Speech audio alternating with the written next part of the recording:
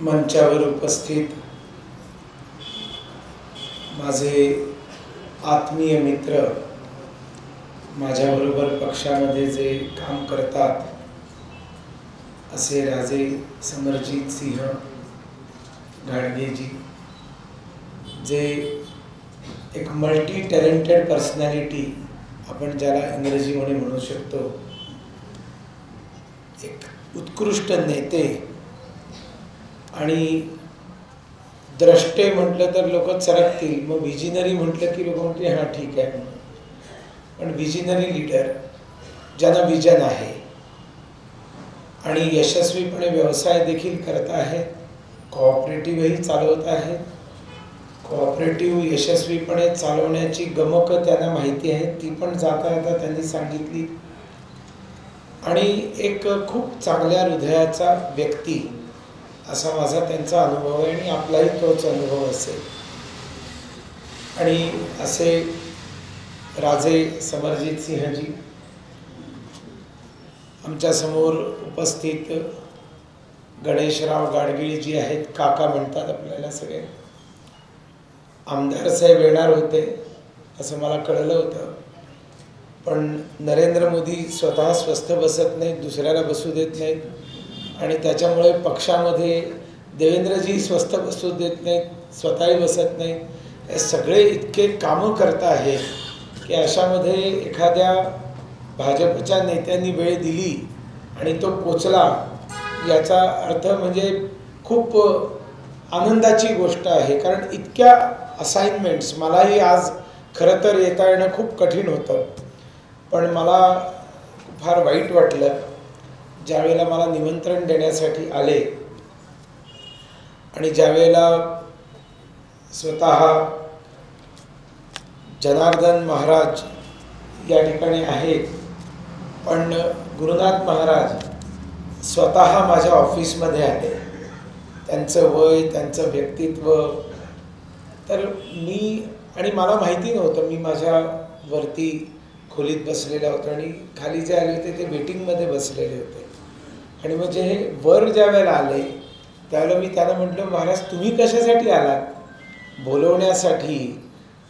जे संजयजी आहेत, धनंजयजी आहेत किंवा अन्य सगळे जे आहेत ते येऊ शकतात, तुम्ही स्वतः आलात आणि मला माहिती नाही आणि मी तुम्हाला वेटिंगमध्ये ठेवलं, हे किती मोठं पाप आहे, किती मोठी चूक आहे. म्हणून मग ते आल्यावर मी त्यांच्या पाया पडलो आणि त्यांच्या व्यक्तित्वामुळे खरं तर माझं इथे काही काम नाही, अर्धा तास भाषण द्यायचं आहे आणि त्याच्यासाठी 5 तास येणं आणि 5 तास जाणं पुण्याहून सांगली. तर फक्त त्यांच्या व्यक्तित्वाच्या आकर्षणामुळे आणि जे काही मला आपल्या तात्यासाहेब महाराजांबद्दल कळलं, परमपूजनीय सरसंघचालक मोहनराव भागवतांनी इथे स्वतः येऊन त्या नाण्याचं पब्लिकेशन केलं, ते रिलीजचा कार्यक्रम केला, हे सगळं ऐकल्यावर माझ्या लक्षात आलं की आपण या कार्यक्रमात आलंच पाहिजे. आणि मग मी आपल्यासमोर आलो इथे. राजे म्हणत होते, मी त्यांना म्हटलं तुम्ही जास्त बोला.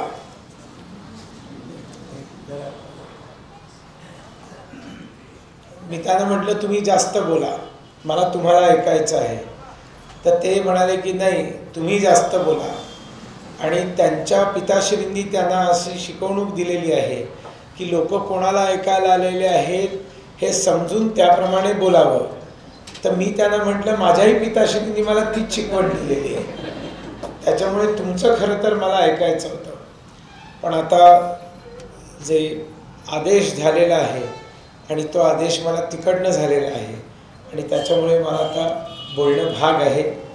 मला इथे आल्यावर, कैवल्यधामात आल्यावरती मला वेगळ्या प्रकारच्या व्हायब्रेशन्स ज्याला इंग्रजीमध्ये म्हणतात त्याची अनुभूती येते आहे. इकडच्या काही लहरी आहेत आणि या लहरी वेगळ्या आहेत. तुम्ही इकडनं बाहेर पडल्यानंतरचा तुमचा अनुभव आणि या वास्तूमध्ये आल्यानंतरचा अनुभव, याच्यामध्ये जमीन आसमानाचं अंतर आहे. आणि हे इथे अत्यंत पवित्र जे विभूती आहेत त्या विभूतींचा वास आहे किंवा त्या विभूतींचा वास होऊन गेलेला आहे, याचं हे साक्षात उदाहरण आहे. आणि खरंच मध्ये जो अनुभव सांगितला की या वास्तूच्या बांधकामाच्या वेळेला रात्रभर जागायचं होतं, तर मास्टर दीनानाथ स्वतः आले आणि त्यांनी रात्रभर इथे गायन केलं. हा तर खूपच चित्तथरारक असा प्रसंग आहे. आणि असे अनेक प्रसंग आपल्याला माहिती नसतात आणि मग ज्या वेळेला अशा प्रकारचं एक पुस्तक आणि तेही चित्ररूप जास्त आहे आणि आपल्याला चित्र खूप बोलतात. आपण लिहितो, किती त्याच्यामध्ये लिहिलेलं वाचतात मला माहीत नाही, पण चित्रांकडे लक्ष जातं. चित्रामध्ये कोण कोण येऊन गेले, ते मोठी मोठी माणसं, आणि मग ते चित्र बघितल्यावर एकूण सगळ्या या कैवल्यधामाचं महत्त्व आपल्या लक्षात येतं. त्याच्यामुळे तुम्ही बोलत होतात त्याला कान माझे तुमच्याकडेच होते, पण नजर माझी मधनं त्या चित्रांवर जात होती. आणि हे एक अप्रतिम अशा प्रकारचं जे आज आपण पुस्तक प्रकाशित केलेलं आहे, सॉव्हेनियर म्हणा, पुस्तक म्हणा, पण आपल्या सगळ्यांना पुस्तकाचं मनोगत एका सुभाषितकारांनी सांगितलेलं आहे, त्याची आठवण करून देतो. जलात रक्षयित तैलात रक्षयित रक्षयित शिथिल बंधनात. माझं पाण्यापासून रक्षण करा, माझं तेलापासून रक्षण करा आणि माझं लूज बाइंडिंगपासनं रक्षण करा. म्हणजे मला माझं बाइंडिंग चांगलं असू दे, बंधन चांगलं असू दे. आणि दुसरं वाक्य पुस्तक असं म्हणतं, मूर्ख हस्तेन दांतव्यम एवं वदती पुस्तकः. बाकी तुम्ही माझ्या या सगळ्या पाणी, तेल आणि लूज बाइंडिंगपासून रक्षण कराच, पण मला मूर्खाच्या हाती पडू देऊ नका, असं पुस्तक कळवळीने सांगतो. राजकारण इथे करू नये, पण राहवत नाही. थोडक्यात म्हणजे राहुल गांधीच्या हाती मला पडू देऊ नका. आता आणि मग महाराष्ट्रात असे बरेच आहेत. म्हणजे मी दिल्लीतनं आलेला असल्यामुळे मला दिल्लीचं नाव आलं. महाराष्ट्राचं बोलायचं असतं तर मोठी लिस्ट निघाली असती तोंडातनं. पण हे सज्जनांच्या हाती जावं आणि सज्जनांनी हे वाचावं आणि सज्जनांनी दुर्जन प्रवृत्तीचा नाश करावा. दुर्जनांचा नाश नाही करायचा आपल्याला प्रवृत्तीचा नाश करायचा. म्हणजे ज्या वेळेला भारतीय जनसंघाची स्थापना झाली, डॉक्टर श्यामाप्रसाद मुखर्जींनी केली. कारण पंडित जवाहरलाल नेहरू पंतप्रधान होते आणि त्यांचं सगळं शिक्षण केम्ब्रिजमध्ये झालेलं होतं आणि त्यांच्यावरती वामपंथी विचारधारेची छाप होती. त्याच्यामुळे ते नाधड भांडवलशाहीच्या पक्षधर होते, नाधड ते साम्यवादाचे पक्षधर होते. दोघांचं काहीतरी विचित्र मिश्रण असं पंडित जवाहरलाल नेहरू देश चालवत होते. पण एक गोष्ट नक्की होती की विशुद्ध भारतीय चिंतनावरती ते देश चालवत नव्हते. हे लक्षात आल्यावर डॉक्टर श्यामाप्रसाद मुखर्जी त्याच्यातनं बाहेर पडले. बाहेर पडण्याचं कारण वेगळं होतं, पण नंतर त्यांनी भारतीय जनसंघ स्थापन करताना त्यांनी सांगितलं की या देशामध्ये असा एक विरोधी पक्ष असला पाहिजे की जो या देशाच्या या मातीच्या चिंतनामधनं निर्माण झालेला असेल आणि जे काही या देशामध्ये निर्णय घेतले जातील ते देशानुकूल असतील, धर्मानुकूल असतील, या देशाच्या संस्कृतीला धरून असतील. उगाच विदेशातलं काहीतरी चांगलं वाटलं म्हणून ते घेतलं असं नाही. ते या मातीमध्ये रुजेल का, या मातीमध्ये वाढेल का, याचा विचार करून मग ते झाड लावलं पाहिजे, नाही तर झाड मरतं. आणि त्याच्यामुळे त्यांनी जनसंघ स्थापन केला. तर जनसंघ स्थापन केल्यावर पंडित जवाहरलाल नेहरूंनी काय त्यांचं वाक्य असावं, आय विल क्रश धिस भारतीय जनसंघ. मी या जनसंघाला चिरडून टाकीन, असं पंडित नेहरूंचं वाक्य होतं. त्याच्यावरती डॉक्टर श्यामाप्रसाद मुखर्जींचं काय वाक्य होतं, त्यांनी सांगितलं I will crush this crushing mentality. म्हणजे मी चिरडून टाकण्याच्या मानसिकतेला चिरडून टाकीन. जर खऱ्या अर्थाने भारतीय अध्यात्म जर काही असेल तर ते डॉक्टर श्यामाप्रसाद मुखर्जी बोलले ते हे अध्यात्म आहे. आम्हाला माणसाला चिरडायचं नाही आहे, आम्हाला माणसामध्ये असलेल्या ज्या वाईट प्रवृत्ती आहेत त्या प्रवृत्तींना आम्हाला संपवायचं आहे आणि प्रत्येकामध्ये असलेलं देवत्व हे जागृत करायचं आहे, प्रत्येकाला अपग्रेड करायचं आहे. भगवद्गीतेमध्ये भगवान श्रीकृष्ण म्हणतात उद्धरेत आत्मानम आत्मानम नात्मानम अवसाधयेत आत्मैव आत्मनो बंधु आत्मैव रिपुरात्मनः, म्हणजे आपण स्वतःचा उद्धार केला पाहिजे. आपण कायम आपल्यामध्ये गुणसंवर्धन केलं पाहिजे. आपल्यामधले दुर्गुण बाजूला ठेवून युगानुकूल जे गुण आहेत ते घेतले पाहिजेत. याचं कारण शत्रू आणि मित्र हे बाहेर नसतात. शत्रू आणि मित्र हे आपल्यामध्येच असतात आणि आपणच आपले मित्र असतो, आपणच आपले शत्रू असतो. आणि त्याच्यामुळे शत्रू मित्र बाहेर शोधू नयेत, आपल्यामध्येच आपण सुधार करावा. आता हे जर एखादा चांगला यूट्यूबमध्ये एखादा इंग्लिशमध्ये मोटिवेशनल ट्रेनर छान इंग्रजीमध्ये बोलला, always try to upgrade yourself, try to move towards excellence, performance and never downgrade yourself because you are only your enemy and you are only your friend. तर आपले सगळी जी पोरं बाळ आहेत ना, ते टाळा वाजवते, काय मस्त बोललाय, ते यूट्यूबवरती व्हायरल झालंय. पण तो जे बोललेला आहे ते भगवान श्रीकृष्ण 5000 वर्षापूर्वी जे गीतेत बोललेले आहेत त्याला त्यांनी फक्त इंग्रजीमध्ये इंटरप्रिटेशन केलं. म्हणून जे आपलं आहे ते न समजता उगाचच वेड्यासारखं कोणाच्या तरी मागे लागू नये. आणि आपलं काय आहे ते किती श्रेष्ठ आहे आणि त्याच्यात जर काही चुका असतील तर त्या बाजूला काढून टाकू. पण आपलं जे आहे ते समजून लोकांना समजावू अशा प्रकारचं श्रेष्ठ काम म्हणजेच भारतीय चिंतन, सनातन धर्म, हिंदुत्व, भारतीयत्व याचा प्रचार करणं. आणि हे काम आजीवन करणारे आमचे परम सद्गुरू तात्यासाहेब कोटणीस महाराजांचं काम जे आहे हे ऐतिहासिक आहे.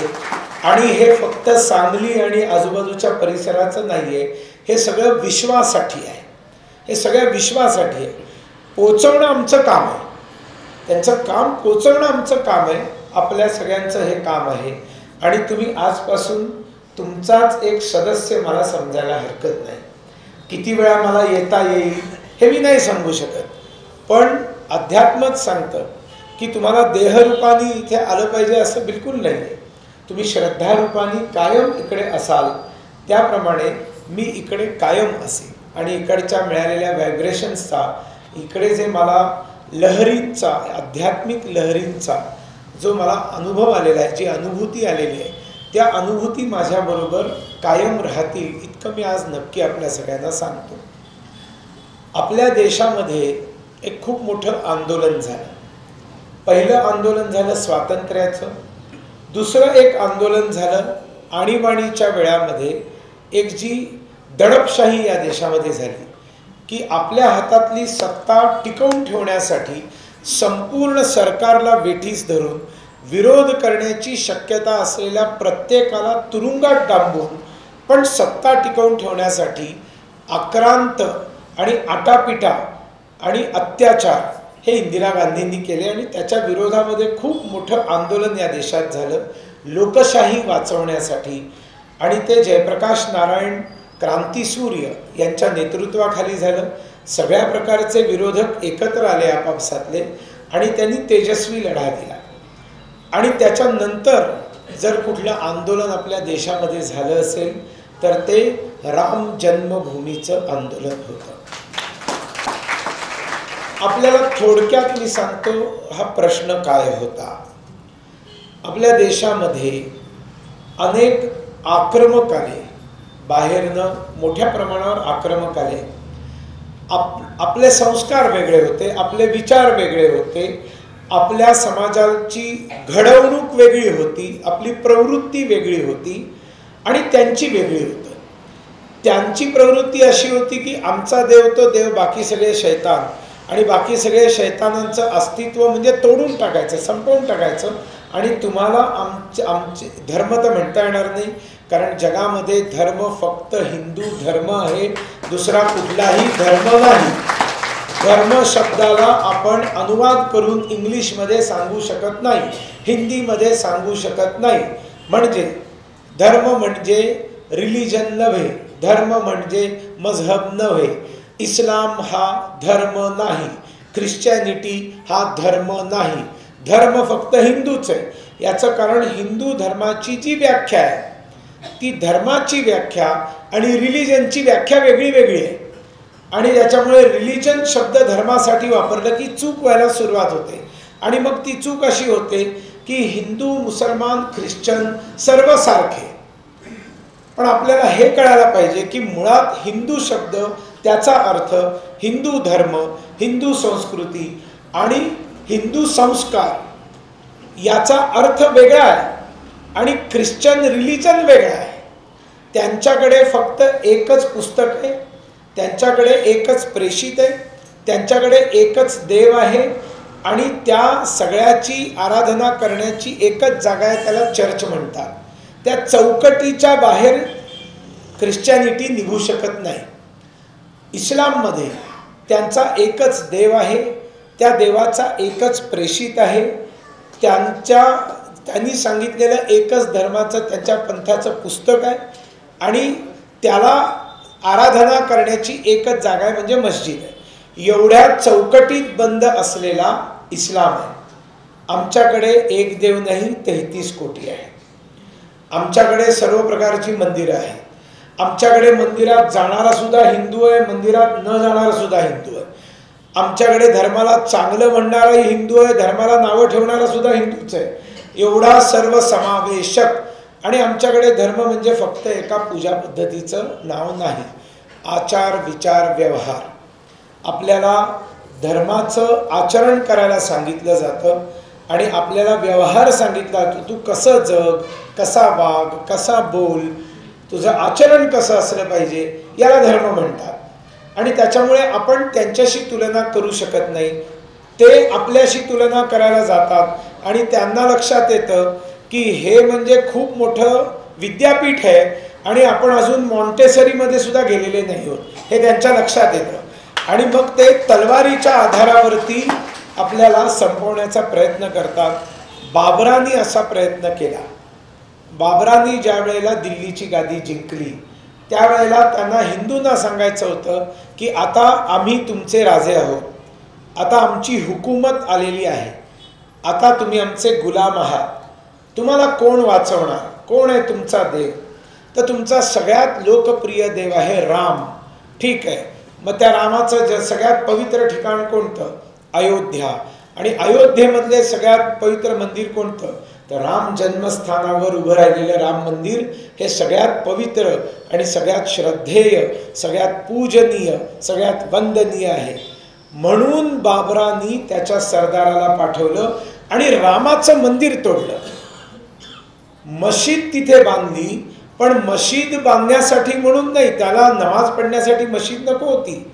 तशी जर हवी असती तर बाजूला कुठेतरी बांधली असती ना. मंदिर तोडून तिथे मशीद का बांधली? मंदिर तोडून त्याच्या सगळ्या दगडविटा आणि मलबा तिथेच जमिनीमध्ये पुरला. त्याच मंदिराचे जे खांब होते ते पुन्हा उभे केले, त्याच्यावरच मशीद बनवली आणि तिकडे त्यांनी नमाज पडायला सुरुवात केली आणि सांगितलं तुमचा देव देखील तुम्हाला आता वाचवू शकत नाही आणि त्याच्यामुळे तुमचा देवही संपलेला आहे, तुम्ही संपलेले आहात, तुम्ही सगळे मुसलमान बना नाहीतर गुलाम बनून आमचे राहा. हे बाबरांनी आम्हाला सांगितलं. पण त्यावेळेला जे संत होते, म्हणजे त्यावेळेला तात्यासाहेब कोटणीस महाराज नव्हते, पण आम्हा सगळ्या संतांचं काम काय आहे तर धार्मिक प्रवचनं करणं, कीर्तन करणं, लोकांना धर्म आचरण करायला सांगणं, हे सगळ्या संतांचं काम आहे. पण त्या काळामध्ये या सगळ्या संतांनी हातामधली जपमाळ बाजूला ठेवली आणि तलवार हातात घेतली आणि रामाचं मंदिर पुन्हा मिळवण्यासाठी युद्ध केली.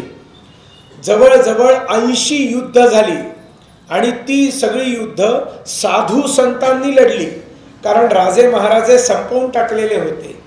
आणि म्हणून साधू संतांनी तलवारी घेऊन हल्ले केले बाबरी मशिदीवरती राम मंदिर पुन्हा मिळवण्यासाठी, पण सगळे प्रयत्न अयशस्वी झाले.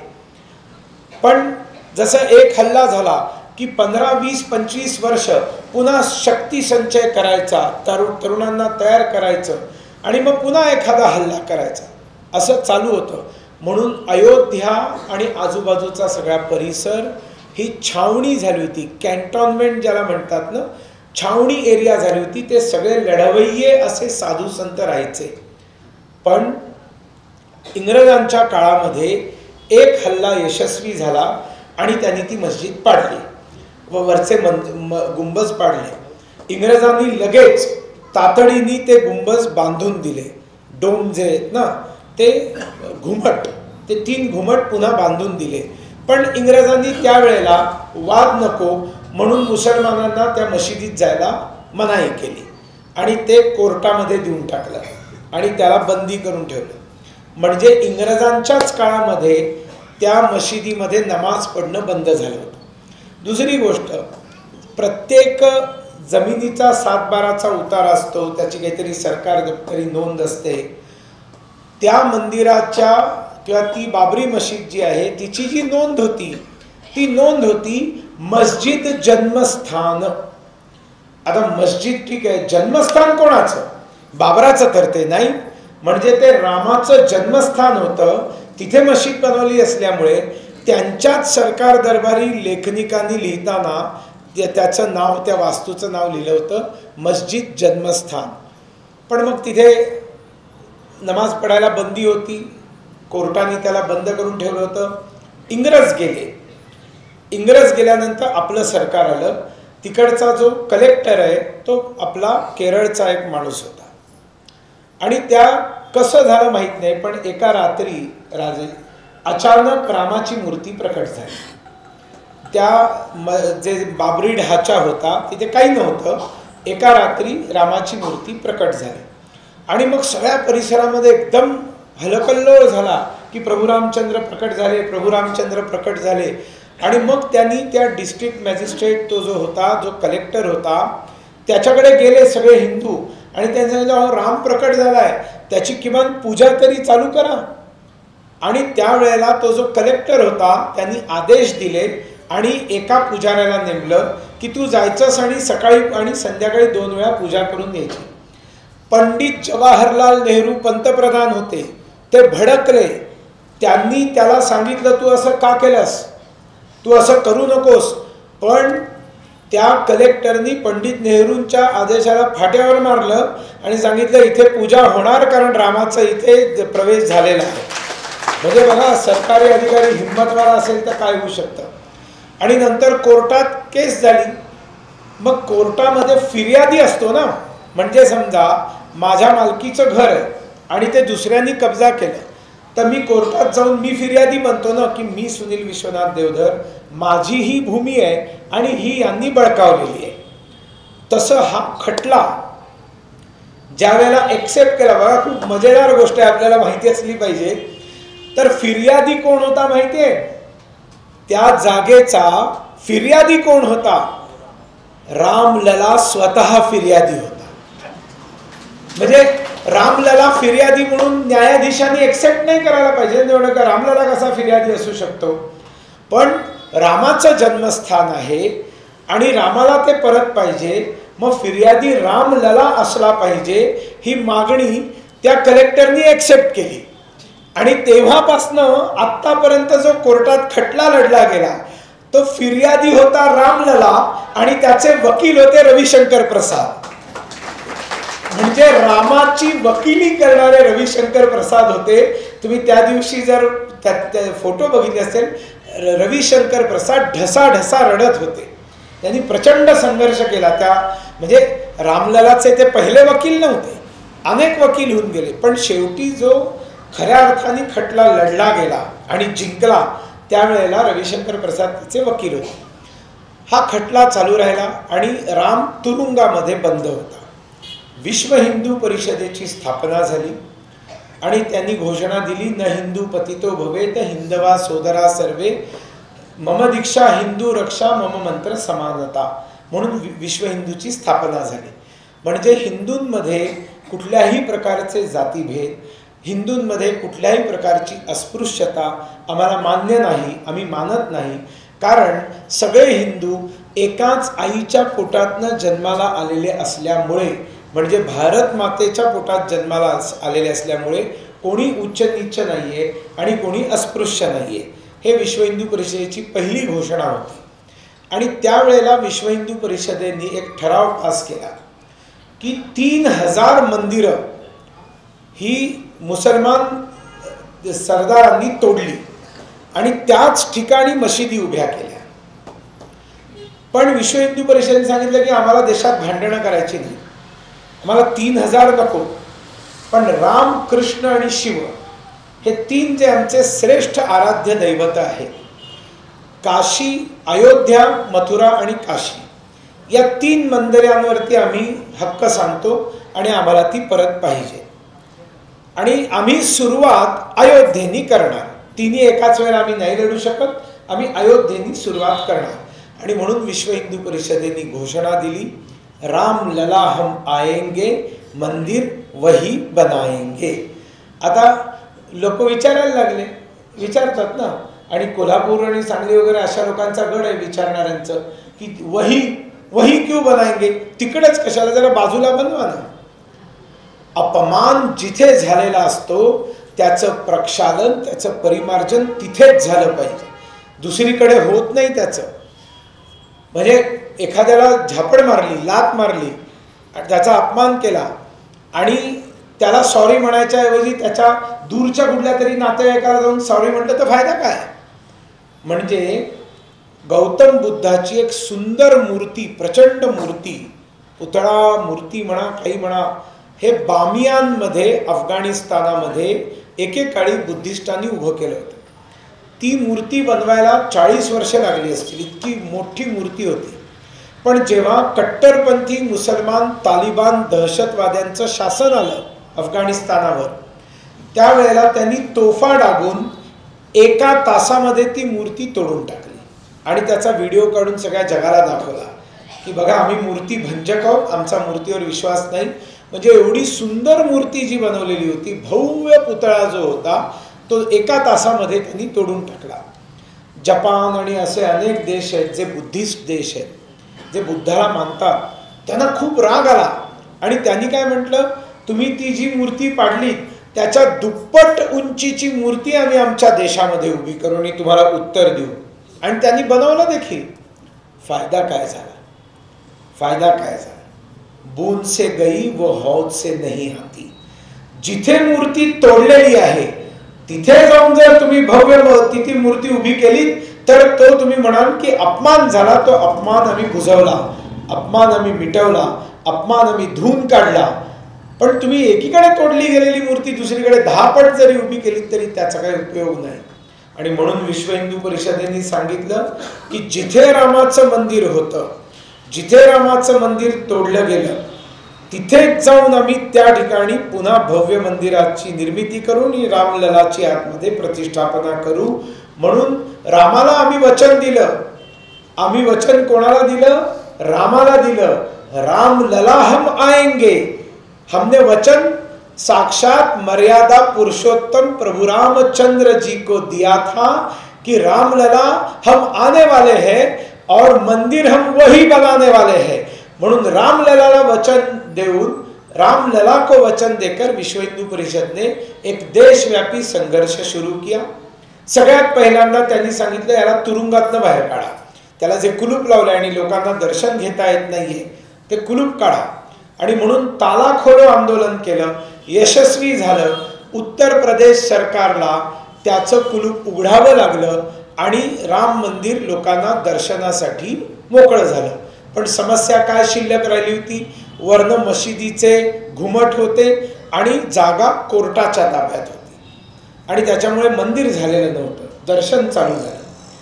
मग हे जे राम मंदिराचं जे चित्र आहे, प्रतिकृती, ती विश्व हिंदू परिषदेने जारी केली आणि सांगितलं हे असं मंदिर आम्ही तिकडे बनवणार.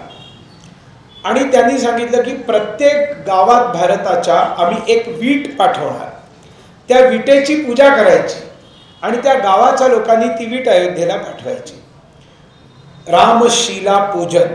मग प्रत्येक गावामध्ये रामशिला आल्या, रामशिला बरोबर भाषणं झाली. हिंदू समाजाला प्रश्न कळला, कारण हिंदूंना माहितीच नसतं ना काय होतं आपल्या बरोबर. आणि त्याच्यामुळे संपूर्ण देशात जागृती झाली रामशिला पूजनांमुळे. मग देवोत्थान एकादशी 1989. शिलान्यासाचा कार्यक्रम, कारण आपण ज्यावेळेला एखादी इमारत बांधतो त्यावेळेला पहिल्यांदा शिलान्यास करतो. शिलान्यासाच्या कार्यक्रमाला केंद्रातलं काँग्रेसचं सरकार, राज्यातलं काँग्रेसचं सरकार विरोध करू शकलं नाही. याचं कारण समजा इथे हे आहे, मंदिर आहे, हे वादग्रस्त तो घुमट आहे, हा समोरचा सगळा भाग विश्व हिंदू परिषदेने विकत घेतला होता आणि आमच्या इथे आमच्या स्वतःच्या मालकीच्या भूमीमध्ये आम्ही शिलान्यास करत होतो. तर जगातला कुठलाही कायदा तुमच्या स्वतःच्या मालकीच्या जमिनीमध्ये जर तुम्ही शिलान्यास करत असाल तर थांबवू शकत नाही.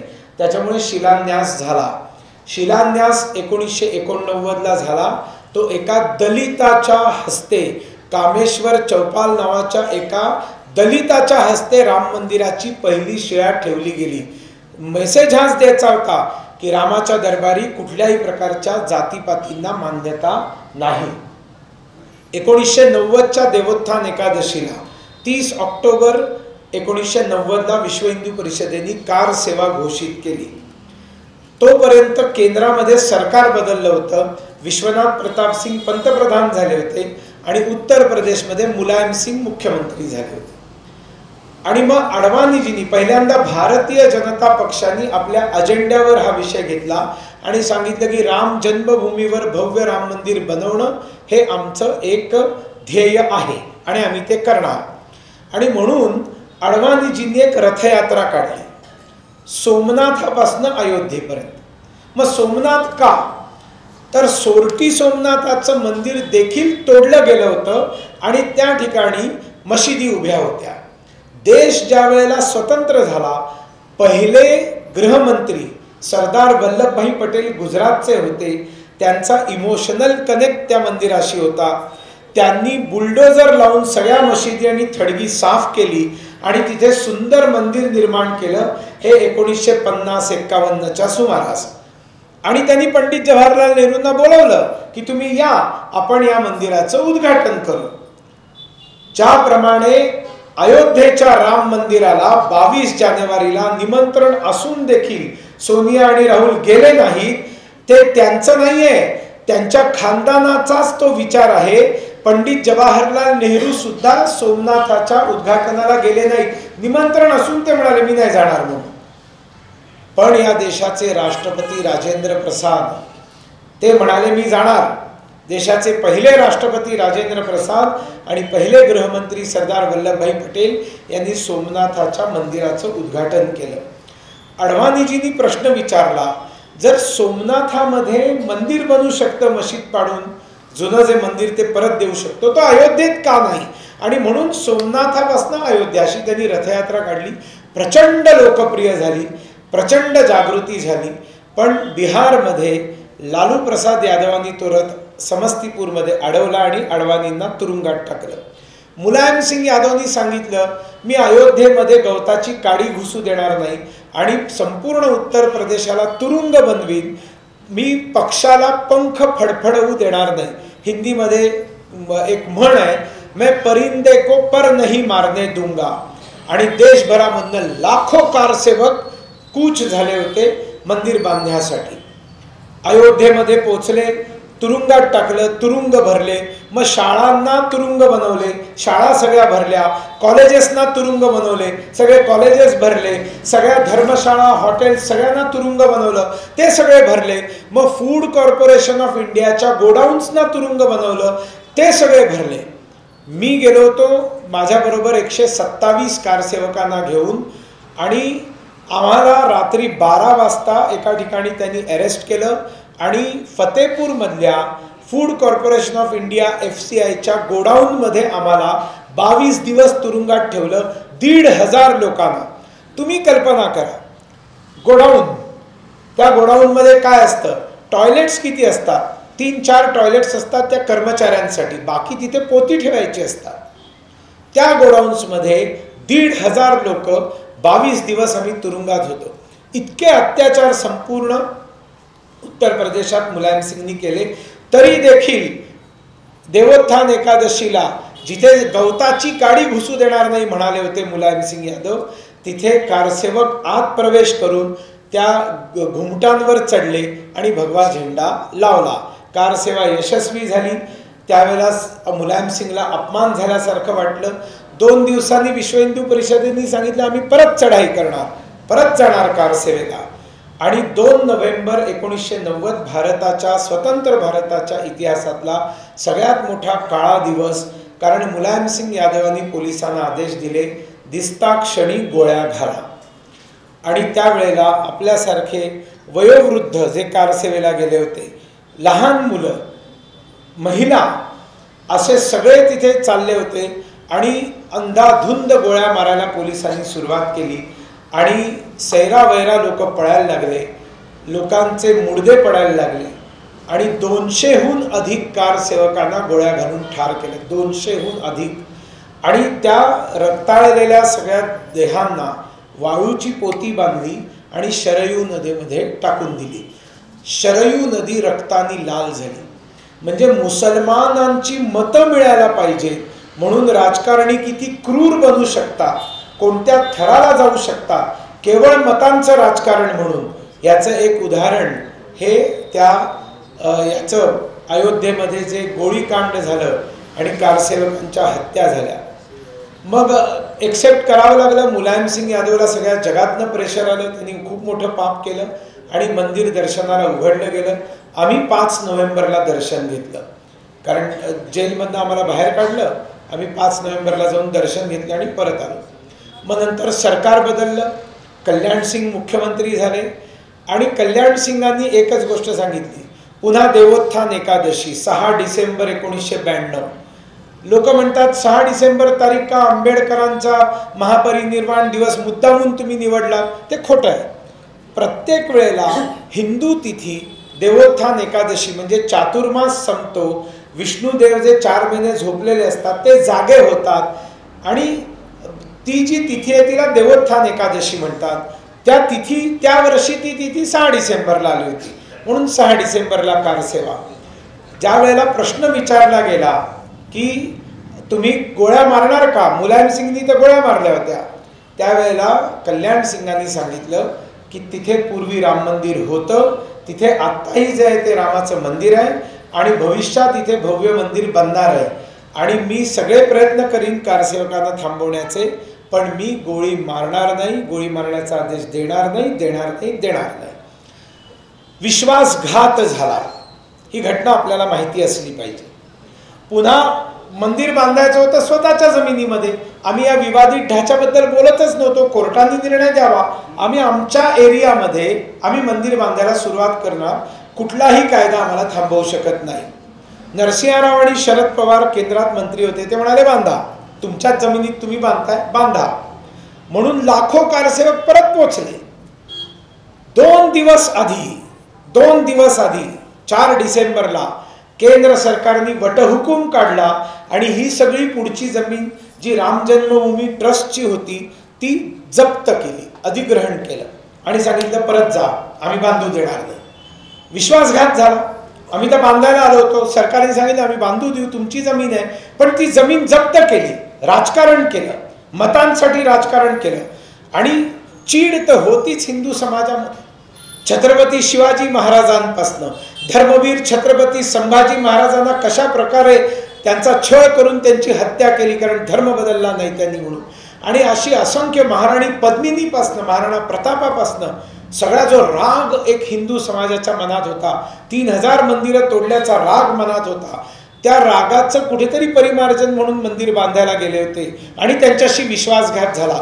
संतापाचा कडेलोट झाला आणि सर्व पोलिसांच्या तटबंदी तोडून लाखो कारसेवकांनी 4 तासामध्ये अपमानाचा कलंक पुसून टाकला. तो जो ढाचा होता तो तोडून टाकला आणि त्या ठिकाणी एक छोटंसं मेकशिफ्ट टेम्पल शेड बांधून रामललाला पुन्हा तिथे बसवलं. म्हणजे हिंदू समाजाने जो वादा केला होता रामललाला, रामलला हम आएंगे मंदिर वही बनाएंगे, ते वचन पूर्ण झालं होतं. पण बाकी काय राहिलं होतं, ती जमीन कोर्टाच्या ताब्यात होती, कोर्टाचा निर्णय आलेला नव्हता आणि दुसरं भव्य मंदिर बनलेलं नव्हतं. कुठल्याही सरकारने, कुठल्याही न्यायालयाने याचा फैसला होऊच दिला नसता. पण धन्यवाद आहेत पंतप्रधान नरेंद्र मोदींना. नरेंद्र मोदींनी कोर्टाला सांगितलं आम्हाला फैसला पाहिजे, आम्हाला फैसला पाहिजे. रोज कोर्ट चालवा, सकाळी चालवा, संध्याकाळी चालवा, रात्री चालवा. एक एक फिर्याद काय करायची ती करा आणि निर्णय द्या. होय तर होय, नाही तर नाही. नाही म्हटलं तर आमच्याकडे पार्लमेंटचा रस्ता मोकळा आहे, आम्ही तिथे कायदा करून राम मंदिर करू. पण जर होय झालं तर कायदा करण्याची गरज नाही. तुम्ही निर्णय द्या, तुम्हाला जो द्यायचा योग्य वाटतो तो निर्णय द्या. निर्णय काय होणार होता? रामाचा जन्म तिथे झाला की नाही हे ठरवण्याचा अधिकार कुठल्याही कोर्टाला नाही. तिथे आधी मंदिर होतं का, मंदिर तोडून मशीद बनवली का, एवढाच खटला होता. ते जे बाबराच्या सरदारांनी मंदिर तोडून त्याचे अवशेष जमिनीत गाडलेले होते ना, ते बनले पुरावे. उत्खनन झालं आणि उत्खननामध्ये यक्ष बाहेर पडले, किन्नर बाहेर पडले, कमळ बाहेर पडले, गणपती बाहेर पडले, रामाची मूर्ती निघाली, शंकराची पिंड निघाली. सगळ्या गोष्टी ज्या सामान्यतः कुठल्याही मंदिरामध्ये असतात त्या सगळ्या जमिनीखाली मिळाल्या. सुप्रीम कोर्टाने निर्णय दिला की तिथे पूर्वी मंदिर होतं आणि म्हणून ते मंदिर कोणाला दिलं पाहिजे? फिर्यादी रामललाला ते मंदिर दिलं पाहिजे. हा फैसला नरेंद्र मोदींमुळे झाला. त्यांची जी इच्छाशक्ती आहे की काम करायचं म्हणजे ते करायचं, अपूर्ण नाही ठेवायचं, ठरवलं म्हणजे करायचं. हिंदू समाजाची मागणी आहे, फैसला आला पाहिजे. फैसला आला आणि मंदिर बांधायला सुरुवात झाली. 22 जानेवारी 2024 भारताच्या इतिहासातला एक स्वर्णिम अक्षरांनी लिहिण्याचा दिवस आहे की 495 वर्षांपूर्वी रामलला अपमानित होऊन त्यांना घरातनं बाहेर पडावं लागलं. अपमान झाला होता त्यांचा. आई वडिलांच्या आदेशाने त्यांनी घर सोडलं होतं, सिंहासनाला ठोकर मारली होती आणि जंगलात गेले होते. 14 वर्षांनी परत आले तर अयोध्येने दिवाळी साजरी केली. गुढ्या उभारल्या होत्या. केवळ महाराष्ट्र ती घटना आठवतो. गुढीपाडवा जो दिवस आहे, थोडंसं पाणी झालं ना, कोणी आहे काही? गुढीपाडवा हा जो दिवस आहे, गुढीपाडवा महाराष्ट्र का साजरा करतो? गुढी म्हणजे काय? ही गुढी कोणी बांधली पहिल्यांदा? तर ही गुढी सगळ्यात पहिल्यांदा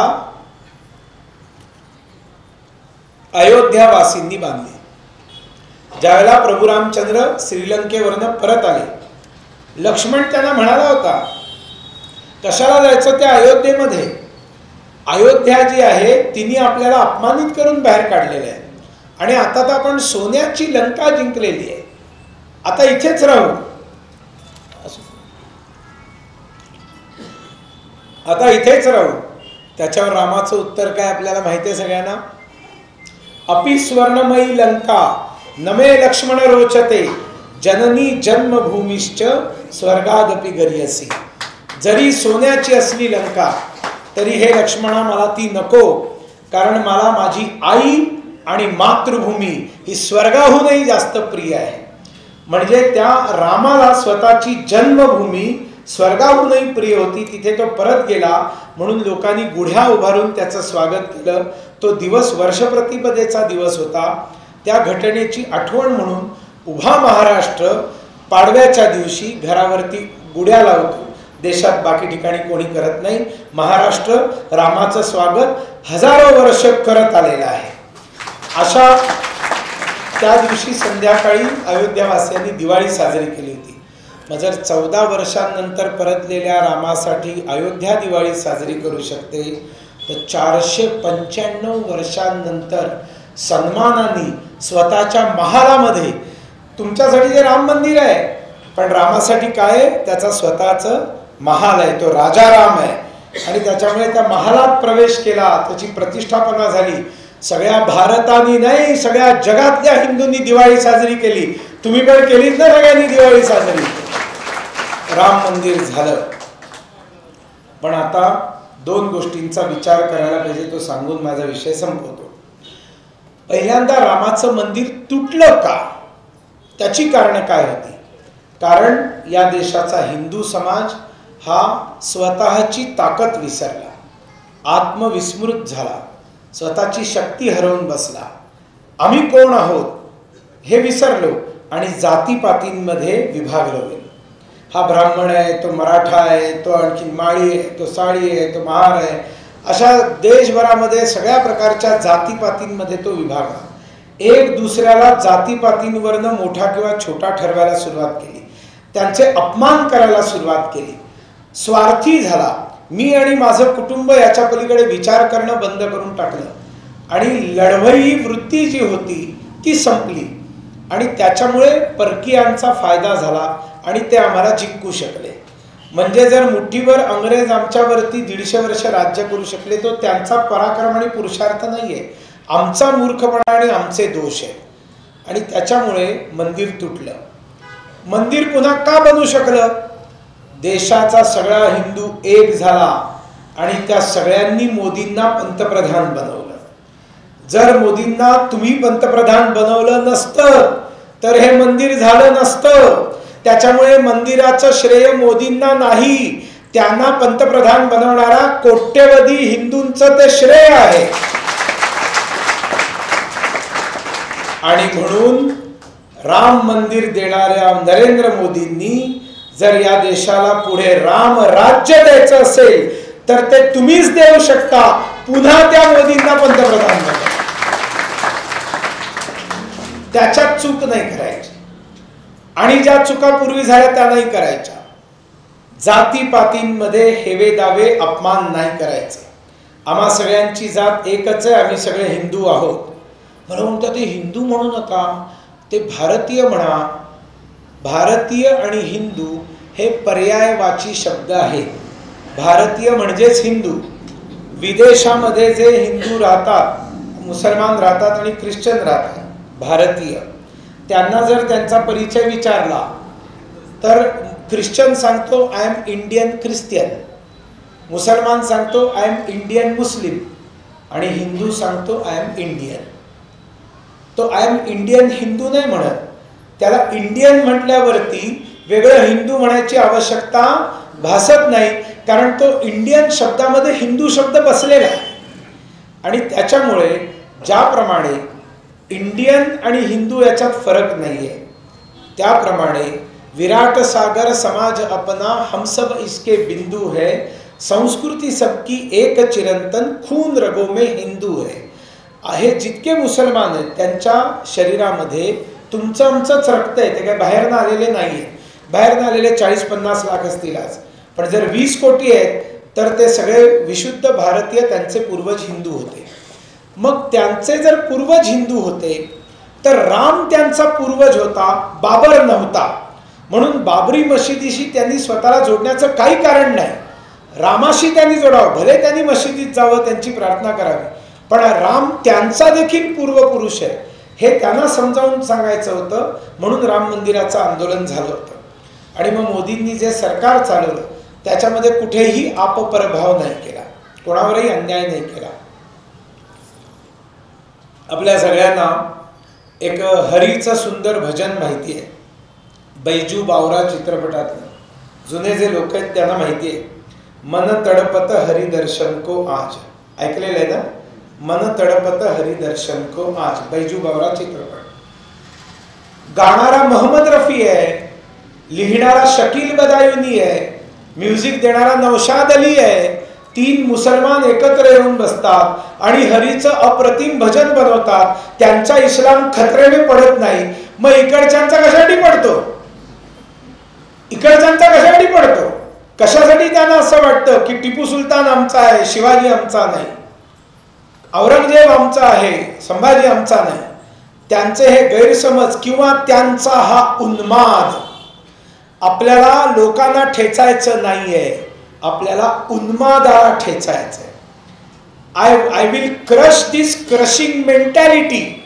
आम्हाला व्यक्तीशी वैर नाही आहे, व्यक्तीच्या प्रवृत्तीशी वैर आहे. ती प्रवृत्ती संपवायची. आणि म्हणून ते सगळे भारतीयच आहेत, तुमच्या आमच्याच रक्ताचे आहेत. त्यांना वेगळ्या विचारविश्वात, भावविश्वात नेलेलं आहे. तिकडनं परत आणा.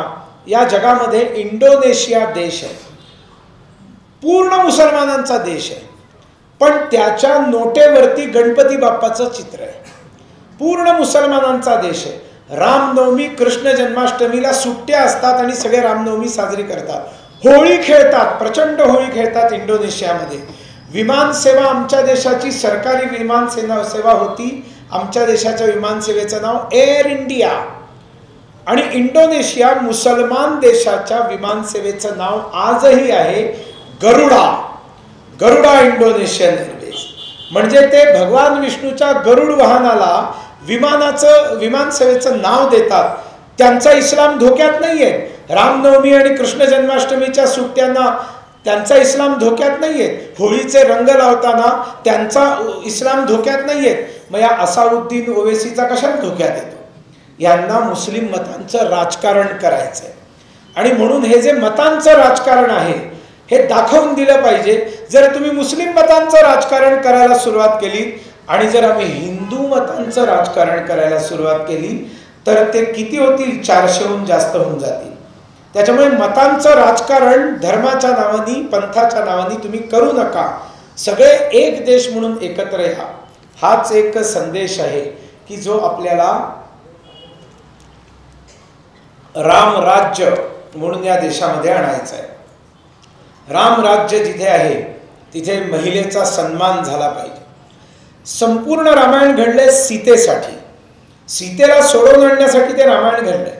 आणि त्याच्यामुळे महिलेचं रक्षण करणं, महिलेचा विकास करणं, महिलेला सर्व प्रकारच्या गुणांनी युक्त करण्यासाठी सरकारने जागरूक राहणं. नरेंद्र मोदी गेली अनेक वर्ष पंतप्रधान म्हणून महिलांसाठी प्रचंड काम करत आहेत. ती सगळी कामं आता मी सांगणार नाही, आपल्याला बहुतेक सगळी माहिती आहे. पण भारतामध्ये 10,000 वर्ष रामायणाला होऊन गेली. कैकेयी आणि मंथरा या दोघांवर हिंदू समाजाचा एवढा राग आहे की 10,000 वर्षांमध्ये कुठल्याही हिंदू आई वडिलांनी आपल्या मुलीचं नाव कैकेयी ठेवलेलं नाहीये. ठेवले का तुम्ही? कोणी तुमच्यातली आहे का कोणी कैकेयी? नाहीये ना. ठेवणार का तुम्ही कोणी मुलीचं नाव कैकेयी? काय वाईट आहे नावामध्ये?